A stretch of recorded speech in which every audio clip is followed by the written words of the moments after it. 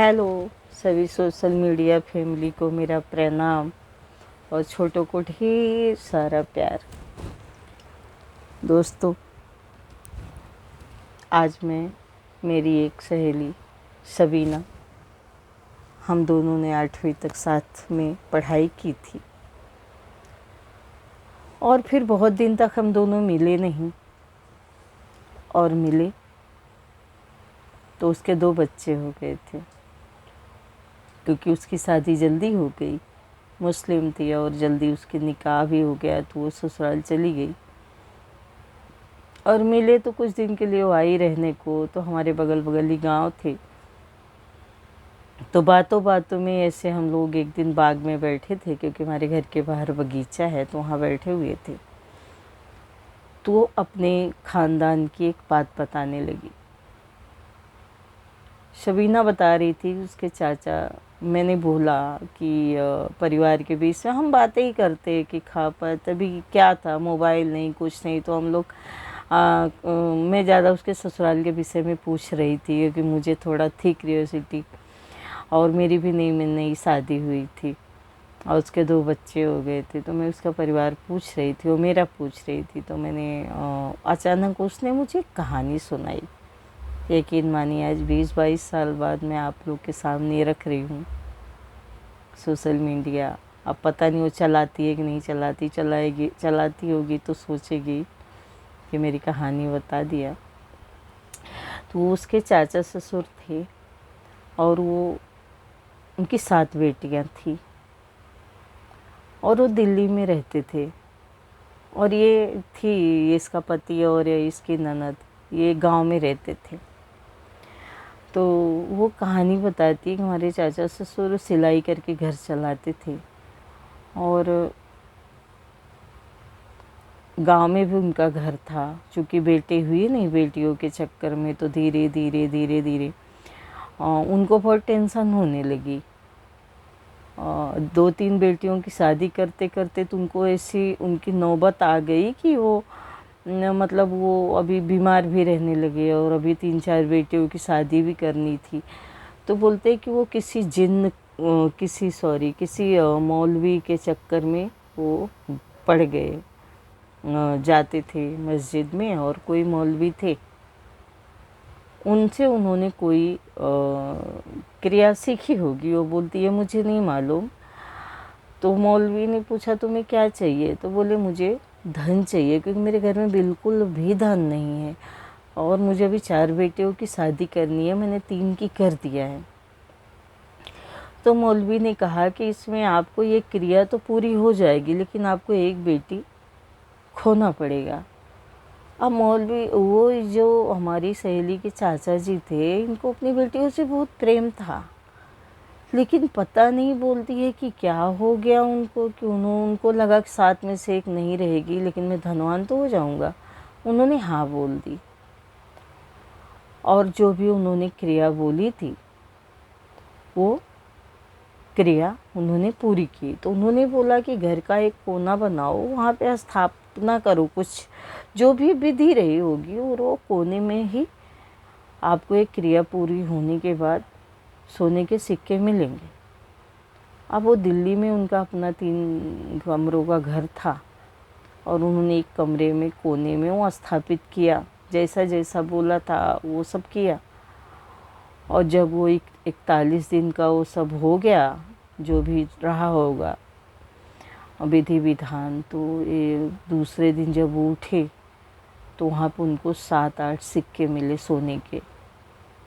अब ये खुश हो गए। इन्होंने अपनी पत्नी को भी नहीं बताया था कि मैं ऐसा कोई तांत्रिक क्रिया कर रहा हूँ। पत्नी को बोला कि मौलवी साहब ने बोला है कि ऐसा 41 दिन हमें अलग रहना। वो अलग उसी कमरे में सोते थे, खाते थे।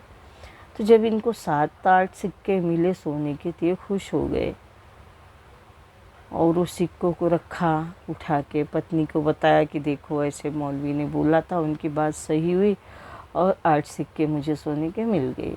पत्नी डर गई, पत्नी को शक हो गया कि ऐसे तो भगवान जी अल्लाह नहीं देती हैं, ये ज़रूर कुछ गलत तरीका अपना रहे हैं।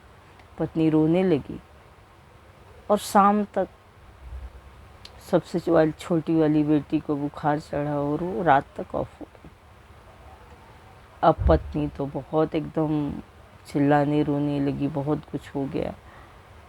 तो बोले, मौलवी साहब ने बोला एक ही बेटी जाएगी, अपनी 6 तो सही रहेंगी, चिंता मत करो, रो मत।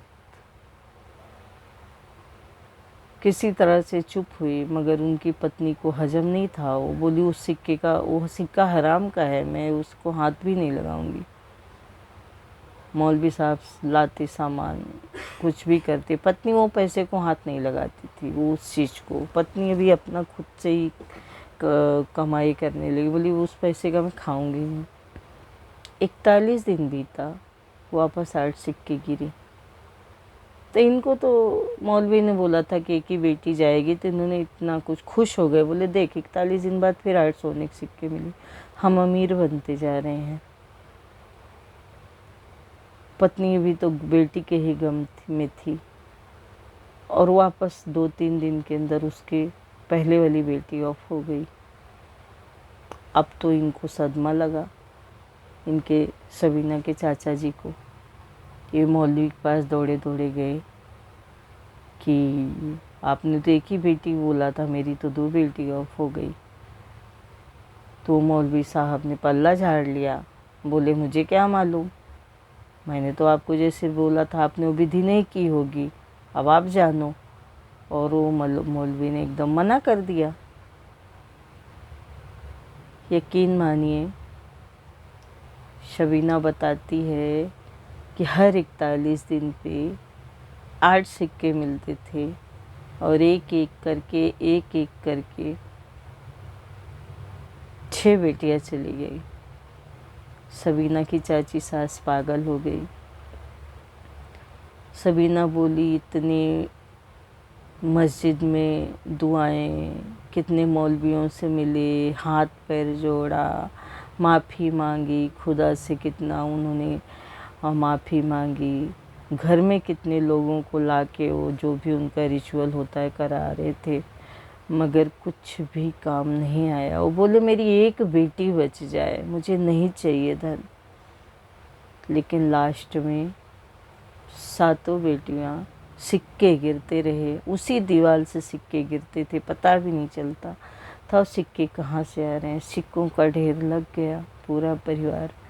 3 शादीशुदा बेटियां, 4 कुंवारी बेटियां धन के लालच में भेंट चढ़ गई, और धीरे धीरे वो पागल हो गए।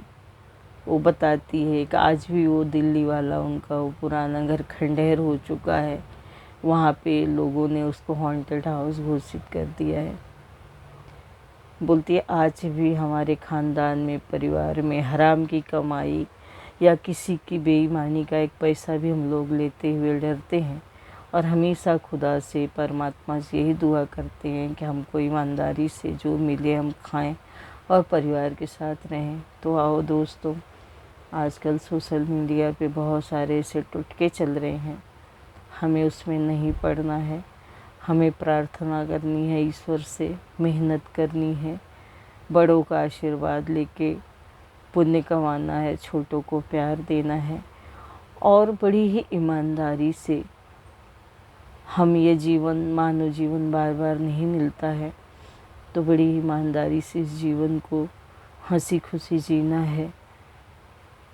तो मेरी दोस्त सबीना ने जब ये बातें बताई और मैंने अभी ये चैनल चालू किया, तो मेरे पास वो फिर मुझे वो बात याद आ गई। मैं कल सोच रही थी कि क्या वो आपके सामने रखूँगी, तो सबीना की बात याद आई, और अभी मैं सबीना से मिलके उनको बता भी दूँगी कि मैंने ये बातें रख दी हैं और सोशल मीडिया पे। अगर उन्होंने मना किया तो मैं नहीं डालूँगी।